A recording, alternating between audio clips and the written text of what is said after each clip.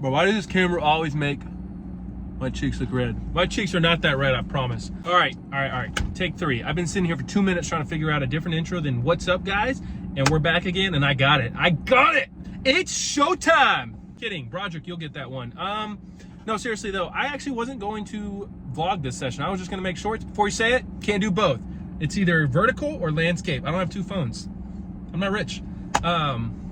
So I was just gonna do shorts. I'm gonna do a vlog though. It is a 1-2 game at Peaks. It's Garrett's game. If you don't know Garrett, come to Peaks, meet him. He's a cool guy. I think there's a 1K cap, and once every round we do a hand of Texoma, which I'll explain Texoma once we get in there. All right, that's enough. Let's hop into this 1-2 game. Let's go. In for 500 per usual. In this first hand, we look down at King 4 of hearts on the button straddle, and it folds all the way to the small blind, who raises to 15. Big blind folds. I think this is borderline, but this time I'm going to flick in the call. Off to a flop becomes 7, 5 queen, 2 clubs, 1 spade. Not a whole lot going on for our hand, but a whole lot going on for our range. So when he checks, I think there's a lot of great turn cards. Any 8, any 4, any 6, any connecting card for that matter, we can pretty credibly rep. So I'm going to start telling that story that I have a hand, like a suited connector or a middling pocket pair. I bet out for $20 and he calls. Off to a great turn, it comes the 4 of spades. So not only do we have ourselves a pair, we can rep all the straights, all the 2 pair, all the sets, you name it, we can have it. So when he checks, I bet $45 and he folds 1 for 1 on the session. Let's keep the streak alive. In this one, we look down at 6-5 in the clubs variety, and this hand makes me want to just get in there. It makes me want to limp. So when it folds to me, what do? I limp. But the big blind raises to 15. I call, and now the button straddle calls as well. Off to an amazing flop. It comes 6, deuce, 5, rainbow. So we flop ourselves top 2 pair. I'm going to check, and now the big blind continues for $20. And even better news, the button raises to 50. Now, I think raising is an overplay here. He's going to have a lot of ace-6, a lot of 5-4, occasionally even 3-4, which we're actually behind of. So I'm just going to call, and the big blind folds. Now, real quick, pause the video. Think of the best possible turn. The best possible turn. If you get it right, I will gift you nothing because I'm not making any money off these videos yet. But one day I will gift you something spectacular. Comment what you think. If you commented the 5 of hearts, you were correct. We turn ourselves the full house. I'm going to check. The button continues for $125. Now, real-time thought process. I really put him on a hand like 3-4, a6. Those are the 2 hands I put him on. Now, we have both of those hands drawing dead. So I just call, but I have a plan. I have a great plan. Watch this. The river is the queen of hearts. I'm going to put out a tiny bet for $75, hoping it will look like a blocker bet, and he'll raise with either a weaker full house or trip 5s, which really doesn't make sense because in real time I didn't even think he had those hands. But anyways, that's what I did, hoping that that's what happens. It doesn't. He snap calls, though, and he shows 4 or 5 offsuit. So wish I would have went bigger, but happy to take down this $565 pot. On to the next hand, 2 for 2. Let's go. If you think we can go 3 for 3, you might be right. Okay, we're playing Texoma. If you haven't played Texoma, it's pretty simple. You get dealt 6 cards, you pick 2 to play Hold'em with, and 4 to play Omaha with. In this one, we have pocket queens for Hold'em, and ace, king, 5, 4 for Omaha. Flop comes out, ace, king, 4, rainbow. So we flop ourselves 3 pair for Omaha and a pair for Hold'em.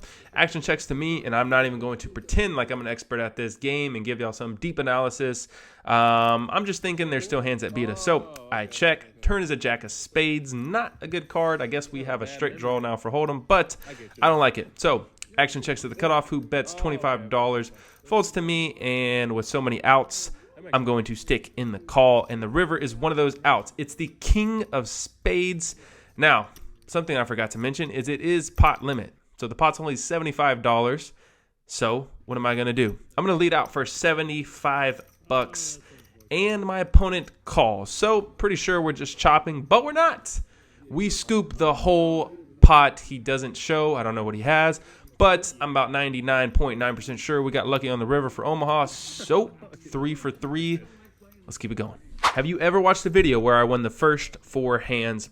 Probably not. Actually, that's never happened. So let's see if we can't make history here. We pick up ace jack in the club variety, and under the gun I raise to 15, +1 and button both call. Off to a pretty good flop. It comes 9, 10, queen, 2 hearts. Now I definitely think you could be putting out a c-bet here, but I also don't like that idea. Reason being, my opponents are going to have a lot of sets, a lot of 2-pair, flop straights. So being out of position, I'm going to check, and action checks through. Off to a turn, which doesn't help me much. It comes the 4 of spades.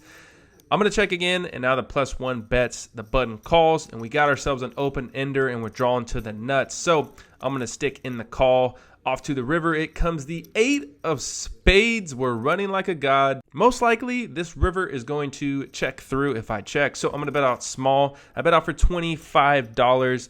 Could probably size up to 40 or 45 bucks, get value from 2-pair hands. But we're probably just going to be chopping a lot of times here. My hand is pretty face up as well. So again, I bet out for $25. +1 calls, button folds, and we are not chopping. We scoop 4 for 4 on the session. Are you kidding me? History has been made. All right, why can I not just start a video without? All right, literally, I just told myself I wasn't gonna clap my hands.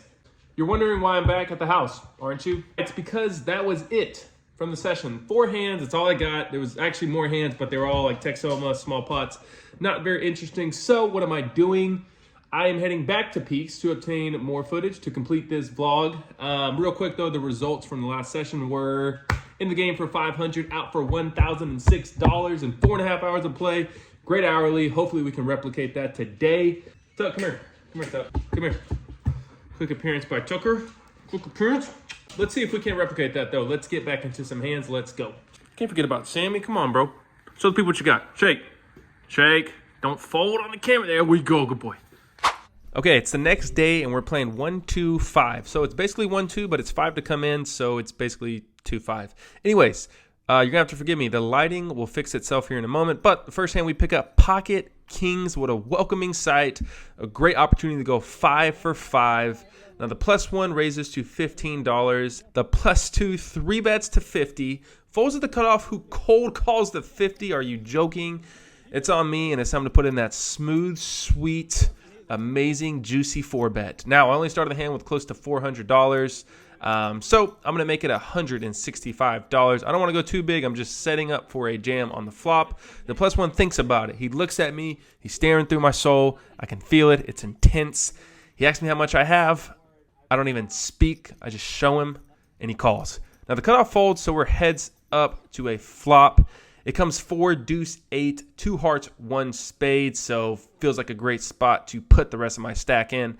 I jam it for $275, and he snap calls. So that doesn't feel good. I ask him if he has aces. He says, "You have aces?" I say, "No, I have kings." And none of that matters. The turn comes to 6 of spades, river's a 10 of clubs. I show the kings, and he shows pocket 8s. So it didn't matter what the heck I had. Aces, queens, kings, pocket jacks. Didn't matter. He had me beat. He flopped the nuts. He scoops the pot, $945. We get stacked. Moving along. So I'm slightly tilted from that last hand. Doesn't feel good to get stacked, but you know what does feel good? When you look down at pocket queens, and there's an open from the +2 to $15, who's a wild player. I'm in the +3 position. I'm going to 3-bet to $50. Actually, I meant to make this 45. I'm not stupid. I didn't just put 1 green out there and 5 reds. I meant to put $45 out there, but I didn't. I made it 50. Folds back to the +2, and let's go. She folds, which is even more tilting, but at least we didn't get stacked again. On to the next. I'm still tilted, and you know what hand could either make you more tilted, make you want to go home, or save you? Ace King, offsuit to be exact. We pick it up on the button. There's a hijack and cutoff limp. I raise it to $20. The big blind and both limpers call. We're off to a flop, and you're not going to believe this. We connect with the flop. It comes king, king, 6. So we flop ourselves trips. Action checks to me, and I pretty much have this board locked up. Let's give our opponents a chance to catch up. No mustard. I check. Off to the turn. It comes the queen of diamonds, and now the big blind leads out for 50. Music to our ears. Folds over to me, and I think we're still either way ahead or way behind. Let's see what happens. I stick in the call. I want to keep in all those potential bluffs for the river so I can just snap him off when he bets out again. And hopefully that's the case, because the river comes the ace of clubs. We have ourselves a full house, and even better, he doesn't slow down. He bets out for $100. And it's not rocket science here, folks. What are we going to do? We tried a Hollywood. It looks ridiculous. The dealer told me after, it was pretty obvious. Anyways, I put on a horrendous act and I shove for $328, and he says he has to call. He flicks in the call. We show the full house, and he would later tell us he had pocket sixes. So thank God for the ace, because if that ace didn't come, I would probably be back at home punching holes in the wall, getting tilted, screaming in the car. But that doesn't happen. We scoop a $936 pot, and we are almost unstuck. Let's go. All right, 1 for 1 with ace king, and we pick it up again. Ace king on the button, folds to the cutoff, who limps. I raise it to 20, big blind and cutoff call, off to a flop, and it comes horrendous per usual. It comes 8, 7, 4. Not sure why I'm saying per usual. We just smashed the last flop, but obviously that's a one-time thing. Anyways, checks to me, and I will not be taking the bait here. I check this one back. Off to a turn, which bails us out. It comes the king of spades. It checks to me again, and I'm going to lead out for half pot. The big blind thinks I'm full of it and calls, and the cutoff folds. Off to a river, it comes a board pairing 8 of spades. My opponent checks again, and when he checks, I still think there's plenty of hands that we're beating that we could get value from. Obviously, my opponent could easily have a hand like 9-8 or 7-8, maybe ace-8, but there's plenty of hands that we're beating, like king 10, king jack, king 9, you name it. There's plenty of hands that we're beating. I once heard a saying that said, if you're not value owning yourself, then you're not going for enough value. I'm not sure how accurate that is, but it sounds really cool, so it must be true. I'm going to go for some value here. I bet out for $75, and he snaps it off and shows 9-8, so we lose.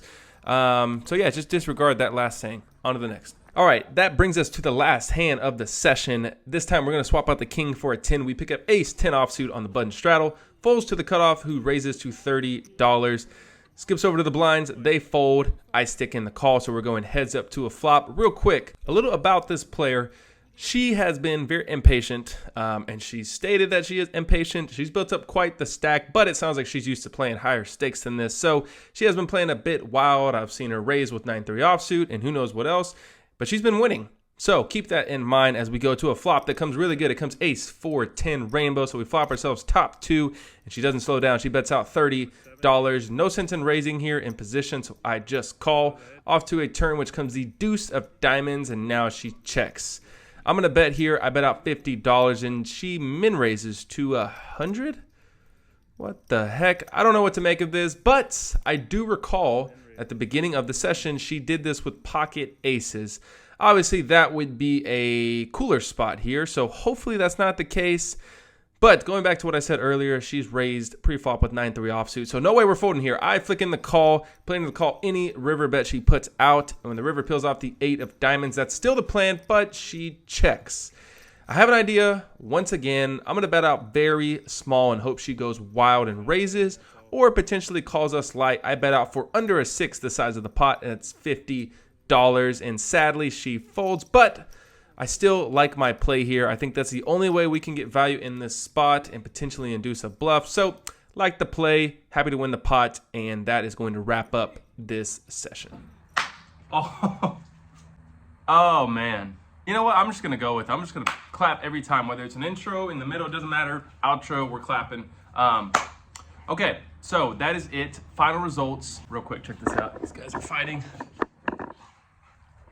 Clash of the Titans. Okay, so final results. For the second session, we were in the game for 1,000 because we got stacked early. Cashed out for 720, so it's a loss of 280, but we won 506 the first day. That is still a profit of $226. So we still won over the course of 2 days. It could have been worse. Getting stacked early in the second session did not feel good, so happy to come back and at least get a little of that back. But yeah, that's it. If you guys liked the video, then like the video. Comment what you liked about the video, what you hated about the video. I think that's it. Thank you guys for tuning in. I'll catch you on the next one. Peace.